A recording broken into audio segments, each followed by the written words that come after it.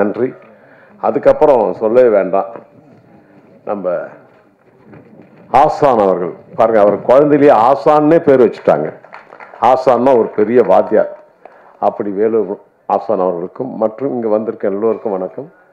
Bhagyaraj sir சொல்லும்போது அவ்வளோ அழகா எப்படி ஒரு விஷயத்தை அழகா ஸ்க்ரீன் பிளே பண்ணி அழகா நம்மளை வந்து சிரிக்க வச்சார், ஆச்சரியப்பட வச்சார். நானும் ஆன்னு வாயை திறந்துட்டு இருந்தேன். அதனாலதான் பாக்யராஜ் சார் இன்னும் வேர்ல்ட்லயே த நம்பர் 1 ஸ்கிரீன் பிளே டைரக்டர்னு கூப்பிடுறாங்கன்னா சாதாரண விஷயம், அது அற்புதமான விஷயம். அதுவும் லியோனி அவர்களை நான் மறக்கவே முடியாது. அவர் இல்லைன்னா எனக்கு இந்த பேரும் புகழுமே கிடைச்சிருக்காது. ஏன் சொல்றேன்னா, நான் ஆரம்பத்தில் வந்து சில பாடல்கள்லாம் பண்ணும்போது ஹாப் கேலா இன்தானா ஒத்து நாம லாலா குடோல் டபிமான்லாம் அவரே ரொம்ப பரவி என்னை புகழாக்கி பெரிய ஆளாக்கி விட்டார். அது அப்புறம் மலை மலைலாம் மலை மலை மலை அது ஆக்சுவலி வெங்கடேஷ் சார் படம். அது மலை மலை மலை படம் அவ்வளோ சரியா போகல ஆரம்பத்தில். அந்த பாட்டு இட்டாகி அது பெரிய படமா ஓடலை. ஒரு தலைவர் அவர் என்ன சொல்லிட்டாரு, தேவா நம்ம முருகனை போட்டு எப்படி கலாய்க்கிறாரு பாருங்க பாட்டில் அப்படின்னு சொல்லவே படம் அடுத்த நாள் பிச்சுச்சு. அப்படி எல்லாருமே ஒருத்தரை தாக்கும் பொழுது ஒருத்தர் மேலே போயிட்டு இருக்காங்க. அது போல லியோனி அவர்களுக்கும் என்னுடைய நன்றியை நான் தெரிவிச்சுக்கிறேன். வணக்கம்லாம் சொல்ல நன்றி. அவ்வளோ அழகா சொல்லுவார். இப்போ அவருக்கு ப்ரோக்ராம் நான் கேட்டுட்டு இருக்கேன். அப்புறம் ஒரு ப்ரோக்ராம் நான் ரொம்ப சிரிச்சது வந்து ரெண்டக்கா ரெண்டக்கன்னு ஒரு பாட்டு, அவ்வளோ ரெண்டாக்கான்னு பாடுவாங்க. ரொம்ப அற்புதமாக இருக்கும். மன சோர்வாக இருக்கும் போது டயர்டாக இருக்கும் போது அதெல்லாம் கேட்டால் ரொம்ப நல்லது. இந்த ஃபங்க்ஷனுக்கு வந்து தொல் திருமாவளவன் சார் வந்தது பொருத்தம் தான். படம் பார்த்தேன், ரீரிகார்டிங்காக படம் பார்த்தேன். என்னமா நடிச்சிருக்கான் அவன். முதல் படமா இது இவங்களுக்கு எல்லாமே, யாருக்குமே இது முதல் படமே இல்லை. சிவா அவர்களுக்கெல்லாம் முதல் படம் மாதிரி தெரியல. இந்த ஆரியன் அவர்களுக்கு தெரியல. அப்படி அவங்க நடிக்கிறது நமக்கு ரத்தம் கொதிக்குது, அப்படி நடிக்கிறாங்க. அதே போல நம்ம டைரக்டர் விஜய் சுகுமார் அவருக்கும் முதல் படங்கிறாங்க. இல்லை, நான் படம் பார்த்தேன், அவருக்கு முதல் படம் இல்லை. ஏதோ ஒரு 20-30 படம் பண்ணிட்டு டைரக்ட் பண்ண மாதிரி தெரிஞ்சது. அதே போல அந்த அம்மா கிளைமேக்ஸ்ல பின்னிட்டாங்க, காயத்ரியா கிளைமேக்ஸ்ல பின்னிட்டாங்க. அதே போல ஒவ்வொரு டெக்னீஷியனும் சொல்ல வேண்டியவங்கம்மா. அந்த இதான் நம்ம ஜானி எடிட்டர் கொலஞ்சிக்குமார், அவங்க யாரோ ஒருத்தர் சொன்னாங்க, அவரு இந்த வேலை மட்டும் கேமராமேன் வேலை மட்டும் பண்ணல, எல்லா வேலையும் இழுத்து போட்டு அவ்வளோ அழகா பண்ணுவார். அதாவதுன்னா நம்ம முரளி அவர்கள் ப்ரொடியூசர், இணை ப்ரொடியூசர்.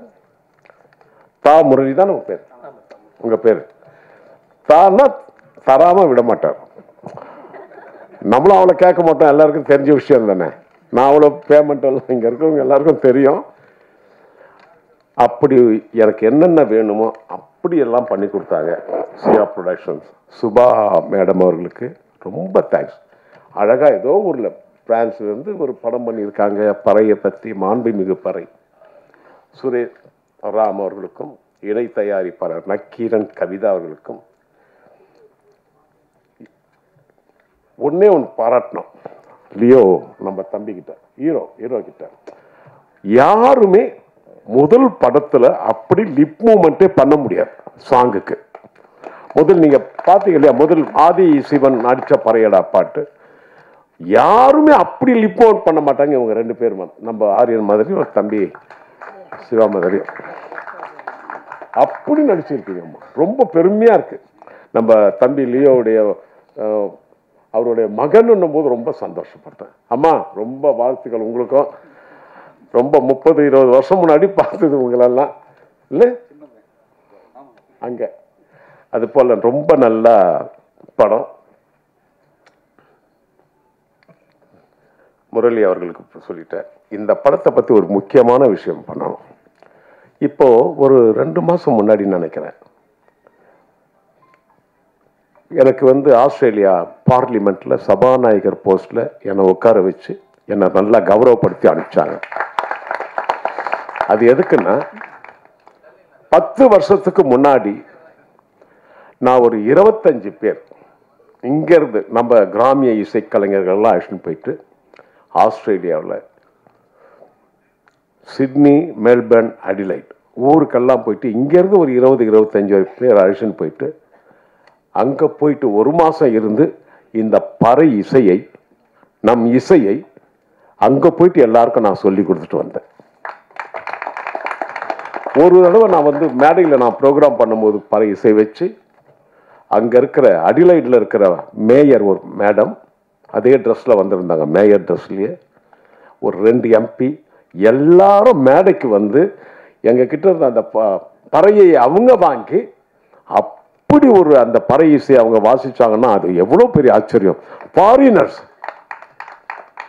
அப்படியே டான்ஸ் ஆடினாங்க. அது ரொம்ப பெருமையான விஷயம். அதற்காக ஆஸ்திரேலியா பார்லிமெண்ட்ல எனக்கு ஒரு கௌரவம் கொடுத்தாங்க. இது வந்து 3 பாட்டு மகாலிங்கம் அவர்களும் திவாகர் அவர்களும் பாடியிருந்தாங்க. முதல் சாங். 2வது சாங் வந்து ஆதித்யா அண்டு பிரியங்கா பாடியிருப்பாங்க. 3வது பாட்டு ஒரு கிளைமேக்ஸ் பாட்டு, அது போடலை. அதுதான் நான் பாடியிருந்தேன். கானா பாட்டு இல்லை, ஒரு பேத்தாஸ் பாட், ஒரு ஃபீலிங். அந்த பாட்டு நான் பாடியிருந்தேன். இப்படி ஒரு படத்துக்கு நான் இசையமைச்சது எனக்கே பெருமை, எனக்கு ரொம்ப பெருமை. ஏன்னா இது சித்திரை மாதம் வந்தால் மதுரையில் கள்ளழகர் ஆற்றுல இறங்குவார். அவர் எந்த வருஷம் 34 வருஷமா கள்ளழகர் ஆற்றுல இறங்கும் போதெல்லாம் வாராரு வாராரு அழகர் வாராரு, அந்த பாட்டு எப்படி ஒரு ஆந்தமா அமைஞ்சதோ அதே போல ஆயுத பூஜைன்னா சூப்பர் ஸ்டார் ரஜினி சார் நடிச்ச பாட்ஷா படத்துல ஆட்டோக்காரன் இது வந்து ஒரு ஆந்தமா ஆயிடுச்சு. எல்லா வருஷமும் இதை போடுவாங்க. ஆயுத பூஜைக்கு, சித்திரை மாதம், அது கோவில்ல பண்ணா கோல வீழியம்மா ராஜக்காளி அம்மன் 108 அம்மனை பற்றி ஒரு பாட்டு. இதெல்லாம் நிரந்தரமான ஒரு பாடல் ஆயிடுச்சு. நிரந்தரமான பாடல். கள்ளழகர் ஆத்துல இருக்கும் போதெல்லாம் 34 வருஷமா தான் ஆயுத பூஜைக்கு ஆட்டோக்காரன் தான். எல்லா சாமி கோவில்லையும் திருவிழானா கோல வீழியம்மா ராஜக்காளி அம்மன் அந்த பாட்டு தான்.